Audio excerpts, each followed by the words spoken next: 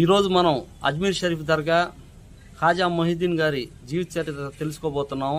ఆయన సౌదీ అరేబియాలోని ఒక ప్రాంతంలో 1143 సంవత్సరం ఫిబ్రవరి 1వ తేదీన ఒక సంపన్నమైన, ఒక అభ్యుత భావాలు కలిగిన, ఆధ్యాత్మిక భావాలు కలిగిన ఒక కుటుంబంలో ఏకైక కుమారుడుగా ఆయన జన్మించడం జరిగింది. ఆయన పుట్టిన కాడి నుంచి ఆధ్యాత్మిక భావాలతోటి చిన్నప్పటి నుంచే మహమ్మద్ ప్రవక్త గారి సూక్తుల్ని పాటించాలి, ఆయన మార్గంలో నడవాలన్న తలంపుతోటి ఆయన జీవిస్తున్నాడు. ఆ జీవించే క్రమంలో అతనికి 16 సంవత్సరాలు వచ్చినాయి. ఆ 16వ ఏట తన తల్లిదండ్రులు ఇద్దరిని ఆయన కోల్పోవడం జరిగింది. కోల్పోయిన తర్వాత ఆ వ్యవసాయ క్షేత్రాలు, ఆ సంపద మొత్తాన్ని తాను ఒక్కడే చేయాల్సి వచ్చింది. కొన్ని రోజుల తర్వాత అతనికి ఆధ్యాత్మికం వైపు ఇంకా భక్తి మళ్ళీ తన ఆ యావదాస్తిని మొత్తం ప్రజలకు పంచి, తర్వాత సౌదీ అరేబియాలో ఉండే దేశాలు మొత్తం తిరుగుతూ ఎంతో మంది దగ్గర మహమ్మద్ ప్రవక్త గారి గురించి, అల్లాహ్ గురించి ఎన్నో విషయాల్ని తెలుసుకుంటూ ఇంకా జ్ఞానం పెంచుకోవాలని చెప్పి ఆయన ఒక గురువు గారి దగ్గర దాదాపుగా ఆయన 51వ సంవత్సరం వచ్చేదాకా ఆయన దగ్గరే ఉండడం జరిగింది. తర్వాత 1191వ సంవత్సరానికి ఆయనకి 52 సంవత్సరాలు రావడం జరిగింది. అప్పుడు ఒకరోజు ఆయనకి కలలో మహమ్మద్ ప్రవక్త గారు ఒకటి ఉపదేశం చేశారు. అదేంటంటే, ఇక్కడ ఇస్లాం అనేది ఇక్కడ వ్యాప్తి చెందింది, నువ్వు వెంటనే బయలుదేరి భారతదేశానికి, అఖండ భారతదేశానికి బయలుదేరి వెళ్ళు, అక్కడ ఇస్లాం మొత్తం వ్యాప్తి చెందే విధంగా అందరికీ బోధనలు చేసి ఆ విధంగా ముందుకు పోవాల్సిన అవసరం ఉందని చెప్పాడు ఆయన. వెంటనే దాని కార్యరూపం దాల్చడం కోసంగా తన దగ్గర ఉన్న 40 మంది శిష్యులతోటి బాగ్దాద్ నగరం నుంచి పాకిస్తాన్కి చేరుకొని, పాకిస్తాన్ నుంచి లాహోర్కి చేరుకొని, లాహోర్ నుంచి అజ్మీర్ కొండ ప్రాంతంలో అక్కడ తన స్థిర నివాసాన్ని ఏర్పరచుకొని తన మాటల ద్వారా, తన ఉపన్యాసాల ద్వారా ఎంతో మందిని ఇస్లాం వైపుకు మళ్లించి ఎంతో మందికి మార్గదర్శకుడయ్యాడు ఆయన. ఆయన దగ్గర ఎంతో మంది దీర్ఘకాలిక వ్యాధులు ఉండే వాళ్ళకు కూడా నయం చేసే విధంగా ఆయన ప్రార్థనలు చేస్తూ ఎంతో మంది మన్నలు పొందాడు. అప్పుడే ఆ రాజ్యాన్ని పరిపాలిస్తున్న పృథ్వీరాజ్ అనే ఒక హిందూ రాజు ఆయన ఏం చేశాడంటే, ఇతనేంది వచ్చి మొత్తం డిస్టర్బ్ చేస్తున్నాడు, ఇతన్ని ఈ ఊరు నుంచి పంపించాలంటే ముందు ఇతను వజూ చేసుకోవడానికి, నమాజ్ చేసుకోవడానికి నీళ్లను వాడుతున్నాడు. ఆ నీళ్లు కూడా అనాసాగర్ ప్రాంతం నుంచి తెస్తున్నారు వాళ్ళ శిష్యులు. అనాసాగర్ దగ్గర కట్టుదిట్టమైన భద్రతను ఏర్పాటు చేసి సిపాయిల్ని పెట్టి వాళ్ళకి నీళ్లు ఇవ్వకుండా చేస్తున్నాడు. ఆ నీళ్లు ఇవ్వని క్రమంలో ఆ శిష్యులు వచ్చేసి ఖాజా మొహిద్దీన్ గారికి, అయ్యా అక్కడ వాళ్ళు నీళ్లు ఇవ్వట్లేదు, నీళ్లు ఇవ్వనందువల్ల మనం నమాజ్ చదువుకోవడానికి చాలా ఇబ్బందిగా ఉంటుందంటే ఆయన నవ్వి మళ్ళీ ఒక పాత్రని వాళ్ళ శిష్యులకి ఇచ్చి, ఇప్పుడు అనాసాగర్ దగ్గరికి వెళ్ళి ఖాజా మొహిద్దీన్ సాబ్ గారు, అనాసాగరా నిన్ను పిలుస్తున్నాను రా అని చెప్పు, మొత్తం ఆ సాగర్ మొత్తం ఈ గిన్నెలో వస్తుంది అనగానే అక్కడ పోయి వాళ్ళు ఆ సిపాయిలకి చెప్పగానే వాళ్ళంతా నవ్వి, ఏంది ఈ అనాసాగర్ మొత్తం ఈ గిన్నెలోకి వస్తుందా అన్నారు. కానీ చూడని చెప్పి వాళ్ళు ఆ శిష్యులు చెప్పంగానే అనాసాగర్ మొత్తం ఆ గిన్నెలో రాగానే మొత్తం బీటలు వారిపోయింది ఆ ప్రాంతం అంతా. ఆ విషయం రాజుకు తెలిసి, ఈయన సామాన్యుడు కాదు, ఈయన ఎంతో పెద్ద, ఈయన భక్తిభావం గల వ్యక్తి, ఇలాంటి వ్యక్తి దగ్గర మనం వెళ్లాల్సిన అవసరం ఉందని చెప్పి పరిగెత్తుకుంటా వచ్చి ఆయన కాళ్ళకి నమస్కారం చేసి, అయ్యా నేను చాలా తప్పు చేశాను, అనాసాగర్ ఎండిపోతే ఈ ప్రాంతం మొత్తం నీళ్లకి ఎంతో కరువు వస్తుంది, దయచేసి చేయమంటే ఇంక నుంచి ఎవరికి కూడా ఇలాంటి మాటలు మాట్లాడొద్దు నువ్వు అని చెప్పి మళ్ళీ ఆ మిగిలిన నీళ్లను తీసుకెళ్లి మళ్ళీ అక్కడ పోయమన్నాడు శిష్యుల్ని. మళ్ళీ పోసిన తర్వాత అనాసాగర్ మళ్ళీ నిండి కళకళలాడింది. ఇదంతా జరిగిన తర్వాత ఆయన కూడా ఇస్లాంని స్వీకరించి ముస్లింగా మారిపోయాడు ఆయన. దాని తర్వాత ఆయన దగ్గర ఒక జాదూగర్ అనే ఒక మాంత్రికుడు ఉండేవాడు. దీని అంతటికి కారణం ఆ జాదూగరే.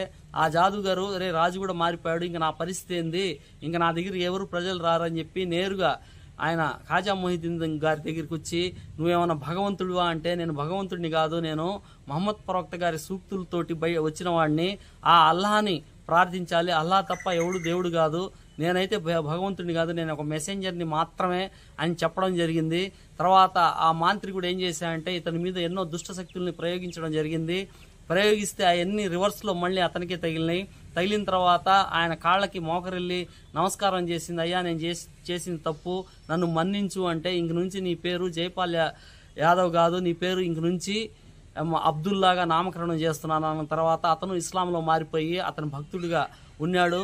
దాని తర్వాత 1209వ సంవత్సరంలో ఆయనకి 66 సంవత్సరాలు రావడం జరిగింది. కలలో మళ్ళీ మహమ్మద్ ప్రవక్త గారు కనిపించి, నీకు 66 సంవత్సరాలు వచ్చినాయి, నువ్వు వివాహం చేసుకునే సమయం ఆసన్నమైంది కాబట్టి నువ్వు వివాహం చేసుకోనగానే ఆయన వివాహం చేసుకున్న తర్వాత ఆయనకి 2 కుమారులు 1 కుమార్తె జన్మించడం జరిగింది. వాళ్ళు కూడా ఎంతో భక్తి భావంతో ఎంతో మంచి జ్ఞానులుగా ఉండి అందరికీ హితబోధన చేస్తున్నారు.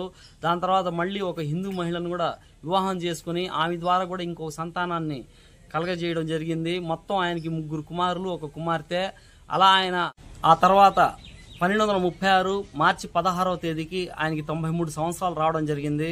మళ్ళీ కలలో మహమ్మద్ ప్రవక్త గారు ఆయనకి ఒకే మాట చెప్పాడు, నువ్వు ఇంకా తనువు చాలించాల్సిన సమయం ఆసన్నమైంది అనగానే ఆయన 1236 మార్చి 16వ తేదీన ఆయన పరమపదించడం జరిగింది. ఆయన చనిపోయినా కూడా ఆయన మొహం మీద తేజస్సు దాదాపు వారం రోజుల్లాగా ప్రకాశించింది అక్కడ. దాని తర్వాత ఆయన ఒకటే చెప్పాడు, ఇక్కడ మొత్తం వచ్చే వాళ్ళందరికీ అల్లాహ్ యొక్క గొప్పతనాన్ని వివరించండి అని చెప్పి ఆయన చెప్పిన తర్వాత ఒక స్మారక కేంద్రంగా చేయమన్నారు ఆయన. దాని తర్వాత అలా అజ్మీర్ దర్గాగా ఏర్పడింది. ముఖ్యంగా ఆయనకి గరీబ్ నవాజ్ అనే ఒక పేరు ఉంది. ఆ గరీబ్ నవాజ్ పేరు రావడానికి కూడా ఒక కారణం ఉంది. అతనికి 14వ ఏట ఆ రోజు పండగ దినం, ఆ రోజు పండగ పూట తల్లి ఈయన్ని ఖాజా మొయిద్దీన్ గారిని ఎంతో ముస్తాబు చేసి సెంటు కొట్టి మసీదుకి పంపించింది. మసీదు పోయే మార్గ మధ్యంలో ఒక చిన్న పిల్లవాడు చింపిరి జుట్టుతోటి గుడ్డలన్నీ చినిగిపోయి ఏడుస్తూ వెక్కి ఏడుస్తూ రోధిస్తా ఉన్నాడు.